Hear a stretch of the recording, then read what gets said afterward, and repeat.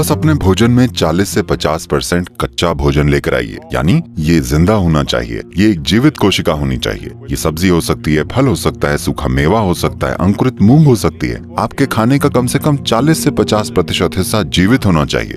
You eat dead food and you want to live, this is a little difficult thing to do, because you have to raise the dead now. आप मरा हुआ खाना खाते हैं और जीना चाहते हैं, ये थोड़ा मुश्किल काम है, क्योंकि अब आपको एक मुर्दे को जिंदा करना है। जब आप खाना पकाते हैं, भोजन को पचाने के लिए सभी जरूरी पाचन सामग्रियां सिर्फ शरीर में ही नहीं होती हैं, भोजन में भी ये एंजाइम्स होते हैं। जब आप खाना पकाते हैं तब आप इन एंजाइमों को काफी हद तक नष्ट कर देते हैं। जब आप बिना एंजाइम वाला खाना खाते हैं तब शरीर को वो हिस्सा फिर से बनाने के लिए मेहनत करनी पड़ती है जो नष्ट हो गया है, और तभी खाना पच पाता है। आमतौर पर खाने के 1-1.5 घंटे बाद ऐसा भोजन आपकी ऊर्जा को कम कर देता है। इसके बाद धीरे धीरे ये ठीक हो जाता है। आपने इस पर ध्यान दिया है?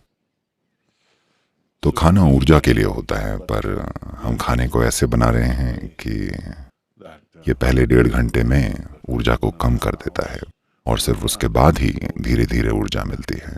जो भी हो, चाहे आपकी पाचन प्रक्रिया कितनी भी अच्छी क्यों ना हो, फिर भी आप उन सभी एंजाइम्स को कभी भी फिर से नहीं बना सकते जिन्हें हमने पकाते वक्त नष्ट कर दिया है। हम बस कुछ हद तक ही बना सकते हैं।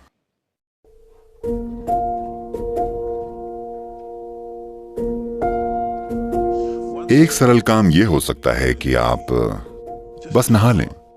हमेशा सोने से पहले स्नान कर लीजिए, इससे बहुत फर्क पड़ेगा। ऐसे मौसम में शायद ठंडे पानी से नहाना मुश्किल हो, तो आप गुनगुने पानी से नहा लीजिए। रात में गर्म पानी से मत नहाइए, गुनगुने पानी से नहाइए। यह आपको सचेत बना देता है। तो आपको लगेगा, अरे मुझे नींद नहीं आएगी। कोई फर्क नहीं पड़ता, आप 15-20 मिनट या आधे घंटे बाद सोएंगे, लेकिन आप अच्छे से सोएंगे, क्योंकि इससे कुछ चीजें दूर हो जाएंगी। जब आप नहाते हैं तब आप सिर्फ त्वचा की गंदगी ही नहीं हटा रहे होते हैं। आपने गौर किया है, अगर आप बड़ी टेंशन या चिंता में हो या चाहे जो हो, आप बस नहाकर बाहर निकलें और ऐसा लगता है जैसे आपके सिर से एक बोझ हट गया है। क्या आपने इस पर ध्यान नहीं दिया है? तो बात सिर्फ त्वचा को धोने की नहीं है। जब आपके शरीर पर पानी बहता है तब बहुत सारी चीजें होती हैं। नहाना एक बड़ी ही प्राथमिक भूत शुद्धि है, क्योंकि आपके शरीर का 70% से ज्यादा हिस्सा असल में पानी है। अगर आप इसके ऊपर पानी डालें तो एक तरह का शुद्धिकरण होता है, जो कि त्वचा की सफाई से कहीं ज्यादा है।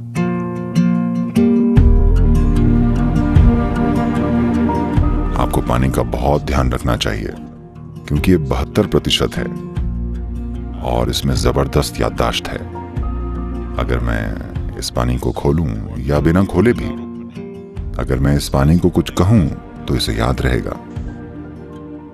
इस दिशा में कई प्रयोग हो चुके हैं। तो अगर आप इस पानी को लेकर, पानी के स्रोत से लेकर अपने घर तक पंप करते हैं, तो मान लीजिए कि ये 50 मोड़ों से होकर गुजरा है। जबरदस्ती बलपूर्वक पंप किया गया है, जो कि आजकल किया ही जाता है, और आप 12वीं मंजिल पर रहते हैं, इसलिए और ऊपर की ओर पंप किया गया है। Now they are saying if it goes through 50 bends, about 60% of the water has turned poisonous. अब वो कह रहे हैं कि अगर पानी 50 मोड़ों से गुजरता है तो करीब 60% पानी जहरीला हो जाता है। अगर आप नल से बाहर आते ही तुरंत इसे पी लें तो ये आपके सिस्टम में जहर का काम करेगा। अगर आप इसे लेकर कुछ समय के लिए रख लें तो ये फिर अपने आप पहले जैसा हो जाएगा, क्योंकि ये जहर रासायनिक नहीं है, ये अणुओं के स्तर पर है। अणुओं के स्तर पर बदलाव हुए हैं, कोई रासायनिक बदलाव नहीं हो रहा है। इसीलिए हमारी परंपरा में आपकी दादी आपसे हमेशा कहती थी, आपको हमेशा पानी भरकर रखना चाहिए। इसको रात भर घर में अच्छे से साफ किए हुए बर्तन में रखना चाहिए। उस पर विभूति और कुमकुम लगानी चाहिए, एक फूल होना चाहिए, हाँ या ना? पारंपरिक घरों में आपको उसे सिर्फ अगले दिन सुबह ही पीना होता है, न कि जैसे ही ये घर में आए। आप इसे नहीं पीते क्योंकि इसमें हर तरह की यादें होती हैं। बहुत ही ज्यादा पारंपरिक घरों में लोग हर रोज पानी के बर्तन की पूजा करते हैं। Yes? और आप पानी को आते ही नहीं पीने लग जाते, आप उसे रखते हैं, उसे खुद को पहले जैसा बनने के लिए पर्याप्त समय देते हैं, ताकि जो कुछ भी उसने इकट्ठा किया है वो चला जाए और वो पानी पीने के लायक हो जाए। पानी का आपको ध्यान रखना चाहिए, क्योंकि ये 72% है। ये फर्स्ट क्लास है, समझे? पासिंग मार्क्स से भी ज्यादा है।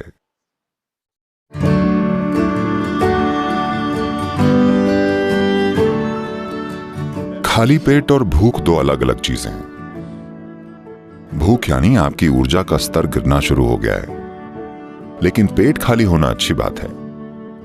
योग विज्ञान में आज आधुनिक विज्ञान भी इससे सहमत है, लेकिन जो हम अपने अनुभव से जानते हैं, आप वहां तक पहुंचने के लिए अरबों डॉलर खर्च करेंगे, क्योंकि रिसर्च का मतलब बस यही है कि कितने मिलियन डॉलर। रिसर्च ऐसे ही होती है।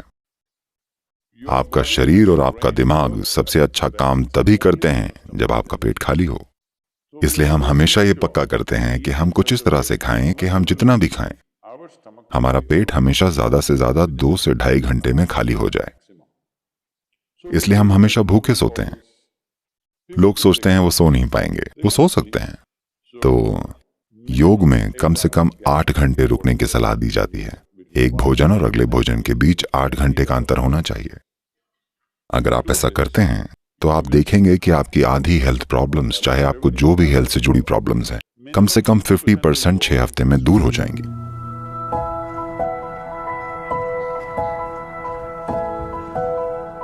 ज्यादातर लोग उनका मिट्टी से संबंध केवल मरने के बाद बढ़ा पाते हैं, लेकिन ये बहुत जरूरी है कि आप जीते जी मिट्टी के साथ संबंध विकसित करें। मैं तो कहूंगा कि खासकर अब जबकि ये वायरस फैला हुआ है। यकीन मानिएगा, आप में से जो लोग किसी भी तरह मिट्टी से जुड़े हुए हैं, Here we call this Prithvi Prema Seva. That means getting involved with the soil in a very loving manner. हम यहाँ इसे पृथ्वी प्रेम सेवा कहते हैं, यानी कि मिट्टी से बड़े प्यार से जुड़ना। इससे आपके जीने की क्षमता, आपकी जिंदगी में इस तरह के हमलों से मुकाबला करने की आपकी क्षमता बहुत बहुत ज्यादा बढ़ जाएगी। खाली जिंदा रहना काफी नहीं है, जरूरी है कि आप मजबूती से जिएं। मजबूती से जीने का मतलब ये नहीं है कि आप बड़े बड़े मसल्स बनाकर किसी पर हावी हों।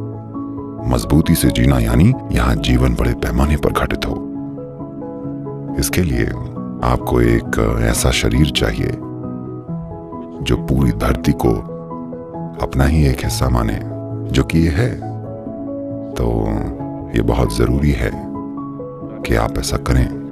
आप सभी जो यहाँ ईशा योग केंद्र में हैं, हम आपके लिए कुछ प्रक्रियाएं स्थापित करेंगे ताकि कम से कम 3 दिन में एक बार आप सभी के हाथ और पैर मिट्टी में हों। बहुत जरूरी है।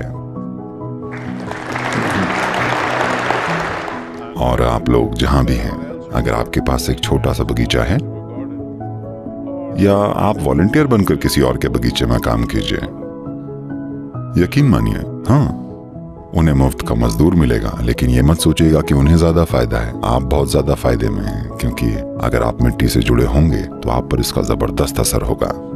आपके भौतिक शरीर के काम करने का तरीका बदल जाएगा। अपने हाथ मिट्टी में डालिए, ये बहुत महत्वपूर्ण है। नहीं तो आप में से जो लोग बहुत ज्यादा ही अमीर हैं पर काम करते हुए दिखना नहीं चाहते, क्योंकि इससे आपकी अमीरी की इमेज बिगड़ जाएगी, आप मिट्टी से स्नान कर सकते हैं।